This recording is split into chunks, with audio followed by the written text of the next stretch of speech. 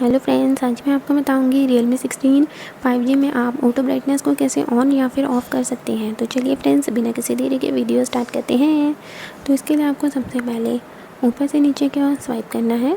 तो यहाँ पर आपको ब्राइटनेस कम और ज़्यादा करने की ऑप्शन मिल जाएगी। तो यहाँ पर आप देख सकते हैं कि इसके एक सेंटर में सन का आइकन है।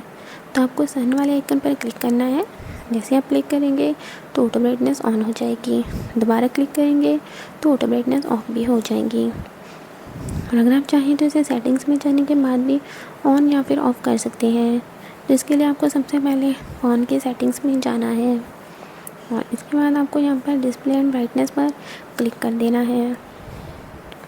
यहाँ पर आपको ऑटो ब्राइटनेस की ऑप्शन मिलेगी। तो आपको ऑटो ब्राइटनेस को यहाँ पर क्लिक करके ऑन कर देना है। तो आपके फ़ोन में ऑटो ब्राइटनेस ऑन हो जाएगी। यहीं पर आप इसे क्लिक करके ऑफ़ भी कर सकते हैं। Bye bye friends.